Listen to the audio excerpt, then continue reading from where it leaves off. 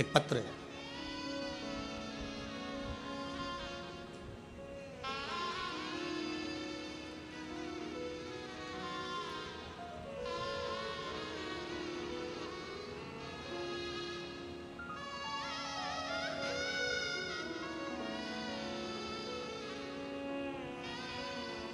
मेरा नाम रीना आर्य है। मेरा मोबाइल नंबर ये है रीना आर्य। मैं जिला फिरोजाबाद के कैलाश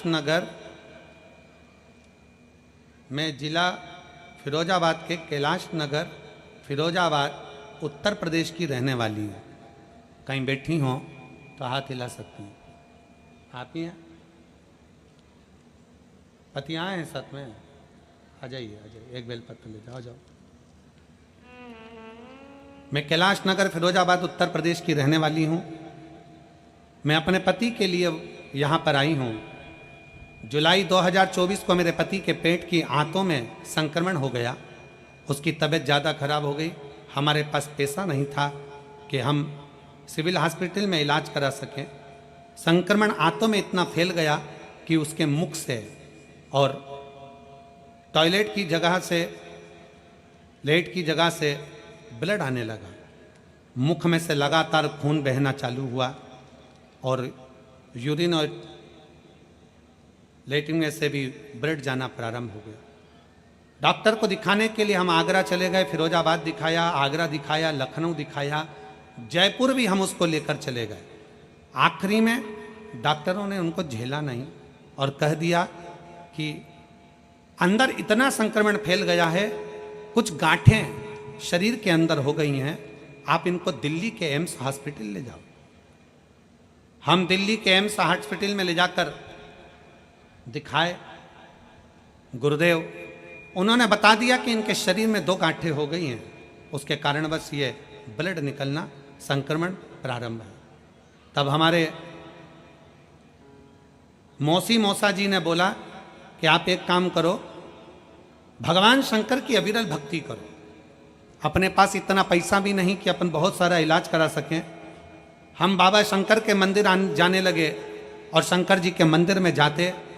गुरुदेव, दिल्ली में दिखा के आने के बाद ऐसा लगा कि अब शरीर नहीं रहेगा, क्योंकि डॉक्टर ने जवाब दे दिया। हम वापिस आ गए फिरोजाबाद और शिव जी को 1 लोटा जल चढ़ाना प्रारंभ कर दिया। जल चढ़ाते चढ़ाते 1 महीना बीता। आप अपनी कथा में कहते हो कि शंकर पर चढ़ी हुई बेलपत्र खाइए, शिव जी का चढ़ा हुआ जल पीजिए और बाद में डॉक्टर को जाकर जांच कराइए। गुरुदेव, हमको क्या मालूम था कि दुख तो हमारा पीछा ही नहीं छोड़ रहा है। हमने बेलपत्र खिलाना प्रारंभ करा, जल पिलाना प्रारंभ करा और साथ में अपना मकान भी गिरवे रख दिया इनके इलाज के लिए, और दूसरा से पैसे भी उधार लिए 10-12 लाख। कर्जा पे कर्जा होते गया। करें क्या? ठीक नहीं हो रहे थे। आखिरी में करा क्या जाए। 1 महीने तक हमने बेलपत्र खिलाई, जल पिलाया, तब और जम के इनको एकदम उल्टी हुई। उल्टी होते से हम इनको लेकर फिर दिल्ली भागे और दिल्ली में जब जांच करी तो जांच में आया कि इनके पेट में जो आंत के अंदर गठाने हो गई थी, वो गठाने पूरी की पूरी खत्म होकर उल्टी के माध्यम से बाहर निकल गई। हम डॉक्टर हमसे कहने लगे, हमें समझ में नहीं आया। दिल्ली के एम्स डॉक्टर कहते हैं कि आपने कहीं और भी इलाज करवाया? तो हमने डॉक्टर से कहा नहीं, हम 1 बजे कथा आती है आस्था चैनल पर, वो सुनते हैं और शंकर का चढ़ा हुआ जल, शिव का चढ़ा हुआ जल हम देते हैं। बस हमको नहीं मालूम कि भोले बाबा ने इनको कैसे बचा लिया और हम शिव जी को प्रणाम करने के लिए आ जाए। एक पत्र आया, देखिए। एक पत्र में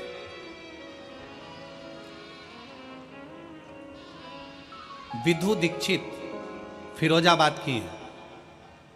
विधु दीक्षित फिरोजाबाद की, कहीं बैठी हो तो हाथ हिला सकती है। विधु दीक्षित फिरोजाबाद, कहीं बैठी हो तो हाथ हिला सकती है। मैं विदु दीक्षित, फिरोजाबाद गुरुजी, भोले बाबा का मैं क्या वर्णन करूं गुरुदेव, मैं कह नहीं सकता। गुरुजी, मेरा 13 वर्ष का बेटा जिसे डेंगू हो गया और 16 सितंबर 2021 को मेरा 13 साल का बेटा जिसे मैंने पाल पोस कर बड़ा करा, मेरे कलेजे का टुकड़ा गुरुजी, एक ही लड़का मेरा, और जिसको मैंने संजोया। एक तो मुझे संतान नहीं हुई, संतान का सुख नहीं मिल रहा था, बड़ी मुश्किल से तो औलाद हुई गुरुदेव, और 13 वर्ष का मेरा बेटा हो गया। 13 वर्ष का बेटा होकर 16 सितंबर 2021 को उसको डेंगू होकर वो मुझे छोड़कर चला गया। मेरा 13 साल का लड़का मुझे छोड़कर चले गया। पहाड़ सा दुख टूट गया गुरुदेव। मैं रात दिन रोती थी, भोजन तक नहीं करती थी। मेरा बेटा मेरे हाथ से चला गया गुरुदेव। पागलों जैसा मेरा स्वभाव हो गया। परिवार वाले मुझे संभालते पर मेरा मन नहीं लगता, क्योंकि मेरा बेटा चले गया। 13 साल का मेरा बेटा चले गया। क्या करूं? मैं अपने मायके गई तो मेरी मम्मी ने बस मुझसे एक बात कही कि बेटी तू पहले जैसी हो जा। मां, जब तक मेरा बेटा नहीं आता मैं कैसे हो जाऊं पहले जैसी। मेरी मम्मी ने मुझसे कहा कि तू टीवी पर शिव महापुराण की कथा सुन। मैंने अपनी मां को गुरुदेव आपके लिए थोड़ा सा अपशब्द कह दिया, मैं आपसे क्षमा चाहती हूं। मैंने मेरी मां से कहा ऐसे टीवी पर तो ढेरों महाराज आते हैं, मेरा मन किसी महाराज को सुनने का नहीं करता। क्या सुनूं वो सीहोर वाले को भी? कौन है ये? मैं आपको जानती नहीं थी गुरुदेव, पर मेरी मां के कहने पर मैंने आधे घंटे टीवी के सामने बैठकर कथा को सुना। मेरा मन लग गया और मैंने सोच लिया कि अब मेरा बेटा तो मेरा शंकर ही वापस देगा, दुनिया में कोई नहीं दे सकता। टीवी पर आधे घंटे की कथा सुनी, मायके से घर आ गई, इतनी रोती थी, मोबाइल पर कथा देखना प्रारंभ करा। पलंग पर पड़ी पड़ी रोती रहती और कथा देखती रहती, और शंकर जी से कहती रहती तुम मेरी बात मत मान, पर सीहोर वाले 12 महाराज की बात मानकर मुझे मेरा बेटा वापस दे दे। ना हुआ। अशोकनगर की तर्पण शिव महापुराण की कथा चल रही थी टीवी पर। आपने कहा था कोई भी एक कथा अगर टीवी के सामने आसन लगाकर सुनते हो बाबा देता जरूर है। मैंने अशोकनगर की कथा को पूरा सुना। मेरी शादी को 16 साल हो चुके थे। डॉक्टरों को दिखाया तो डॉक्टर ने कहा कि तुम्हारी ट्यूब दोनों की ब्लॉक है, ट्यूब ब्लॉक होने के कारण बस तुम्हें बच्चे का चांस नहीं हो सकता, तुम्हें औलाद नहीं हो सकती। हम परेशान हो गए। फिर हम आगरा दिखाने को गए तो वहां भी बताया गया कि तुम्हारी ट्यूब खराब है, ब्लॉक है, तुम्हें औलाद नहीं होगी, बच्चा नहीं होगा। हम वहां पर से भी हताश होकर आ गए। तब मेरी माँ ने कहा तू पशुपतिनाथ का व्रत कर। हमने पशुपतिनाथ का व्रत करना प्रारंभ करा। सफेद आंकड़े की जड़ का प्रयोग करा, पर गुरुदेव गर्भ नहीं ठहरा। तब मैंने कथा में सुना कि पंडाल में बैठकर जो मांगा जाता है वो बाबा देता है। हम उसी समय पर कानपुर चले गए जहां पर आपकी कथा हो रही थी। कानपुर में एक दिन बैठकर कथा का रसतत्व ग्रहण किया और मिट्टी को बाबा को प्रणाम कर कर अपने उदर से लगाकर कहा बाबा मैंने सुना है तू पंडाल में बैठने वाले की झोली भरता है। आज पंडाल में बैठकर मांग रही हूँ, डॉक्टर ने मना कर दिया, मुझे बच्चा नहीं हो सकता। मेरा 13 साल का लड़का चले गया, मुझे वही लड़का वापिस चाहिए, वैसा कि वैसा ही चाहिए, तू कृपा कर। सुना है कि तू देता है बाबा। मेरे बाबा ने ऐसी कृपा करी, एक दिन की कथा सुनकर मैं वापिस फिरोजाबाद आ गई और 15 दिन के बाद मेरा गर्भ ठहर गया।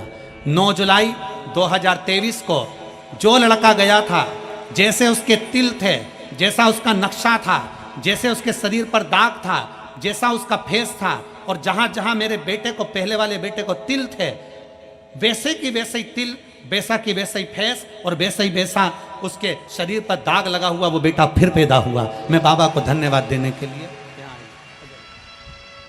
एक पत्र है।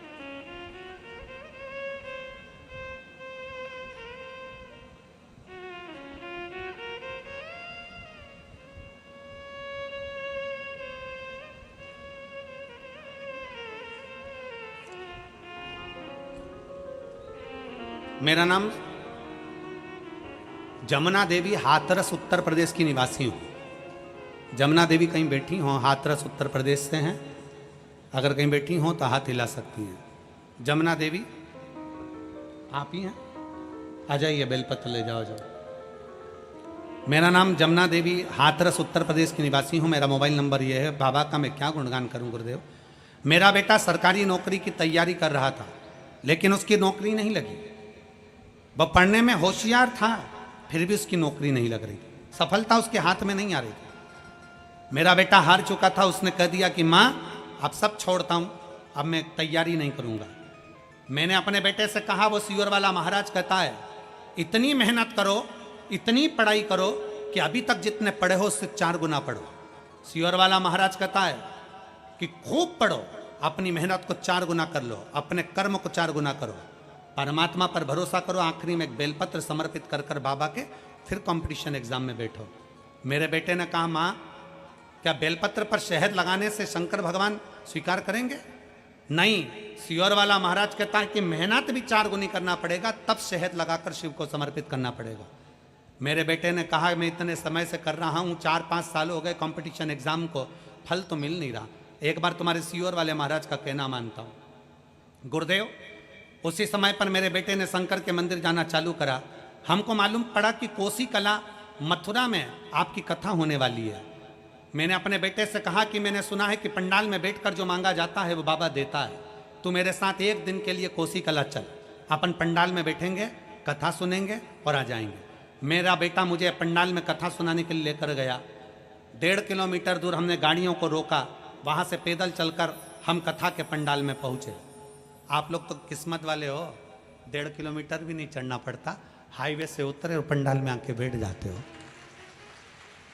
और ये सबसे बड़ा बल है पुलिस प्रशासन। पुलिस प्रशासन ने जो व्यवस्था करी है कि हाईवे भी जाम ना हो और आप लोग सुरक्षा के साथ कथा में बैठ जाओ। एक बार पुलिस प्रशासन के लिए जोरदार ताली बजाओ। मैं यहाँ के collector, SP, SSP, SDM, TI, commissioner आदि को धन्यवाद देता हूँ, जिन्होंने इतनी सुंदर व्यवस्था हाईवे पर लगा रखी है। बहुत बहुत साधुता। हम लोग 1.5 किलोमीटर दूर पैदल चलकर कोसी कला में कथा सुनने के लिए पहुँचे। कथा पंडाल में कथा चालू हो गई थी। हमको केवल भीड़ के कारण 1 घंटे की कथा मिली। हम बैठकर कथा सुने।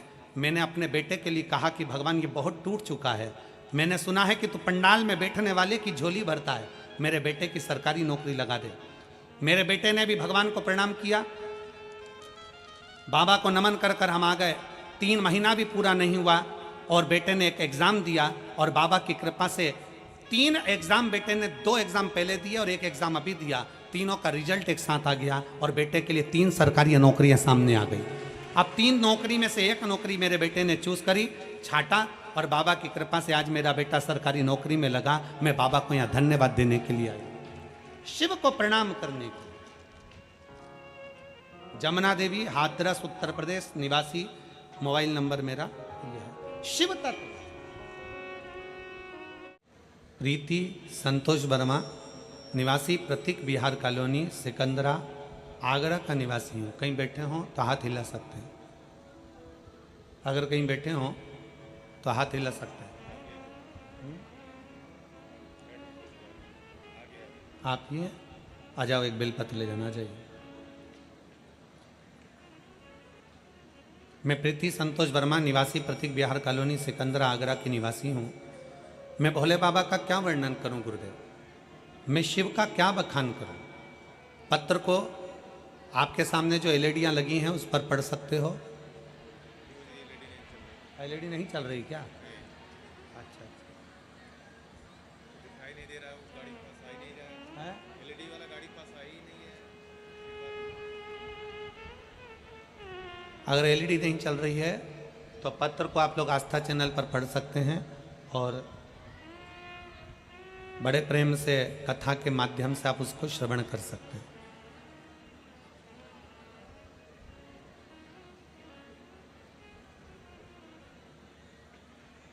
प्रीति संतोष वर्मा, निवासी प्रतीक बिहार कॉलोनी, सिकंदरा, आगरा का निवासी हूँ। मैं भोले बाबा की, शिव जी की कृपा का क्या वर्णन करूँगा गुरुदेव। जो बाबा का दिल से कथा श्रवण करता है, शिव को भजता है, बाबा उसकी सुनता जरूर है।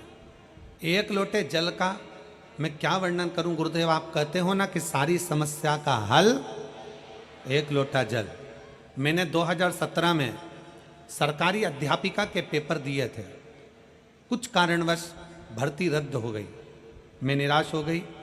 2018 में फिर दिया, 2019 में फिर दिया, पर मेरा नौकरी नहीं लगी। मेरी सास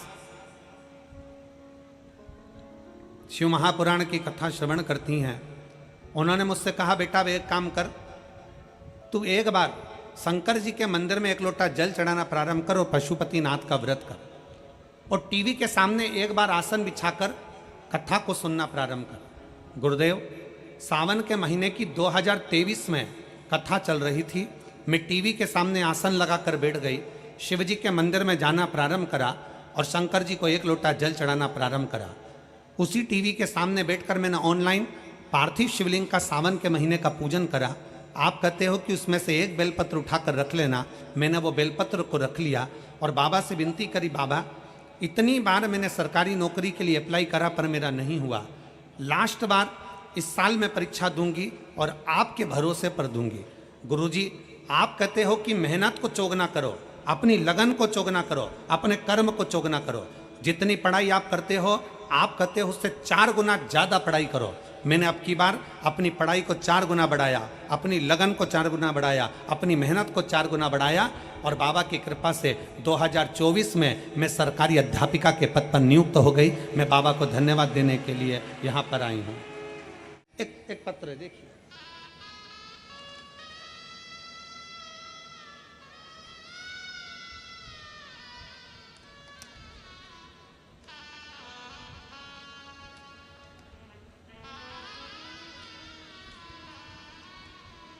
मेरा नाम अनामिका दुबे है, पति प्रवीण कुमार दुबे है।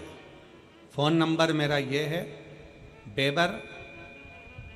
बेबर मैनपुरी, यूपी की निवासी हूँ। कहीं बैठी हो तो हाथ हिला सकती हैं, अगर कहीं बैठी हो तो हाथ हिला सकती हैं। अनामिका दुबे, पति प्रवीण दुबे, फ़ोन नंबर मेरा ये है, बेबर मैनपुरी, यूपी की निवासी हूँ। कहीं बैठी हो तो हाथ हिला सकती हैं। आप ही हैं, एक बार हाथ हिला दो वापस। आ जाइए, बेलपत्र ले जाइए, आ जाइए। एक लोटे जल का मैं क्या वर्णन कर सकती हूँ गुरुदेव। शिव जी के एक लोटे जल में वो शक्ति है कि दुनिया के लोग नहीं जान सकते।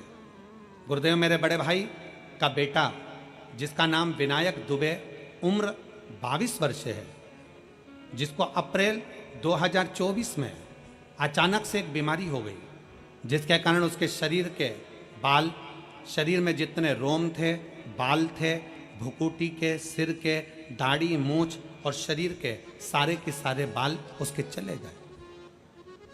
उस बीमारी का नाम एलोपेशिया एरेंटा नाम की बीमारी बताई। आगरा के, दिल्ली के, ऐसा कोई डॉक्टर नहीं था जयपुर का जिनको जाकर नहीं दिखाया। डॉक्टरों ने एक ही बात कह दिया कि यह बीमारी कभी जाती नहीं है, अब ये बीमारी हमेशा रहेगी। आप कितना भी इलाज करा लोगे, ये बीमारी कभी नहीं जाने वाली।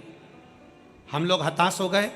तब हमने, हमारे परिवार के किसी एक व्यक्ति के कहने पर हमने शंकर भगवान को जल चढ़ाना प्रारंभ करा। हमने जल चढ़ाना जब चालू करा, जब हम कानपुर, आगरा, दिल्ली सब डॉक्टरों को दिखा ली और सब ने एक ही बात करी कि ये एलोपेशिया बीमारी कभी जाती नहीं है।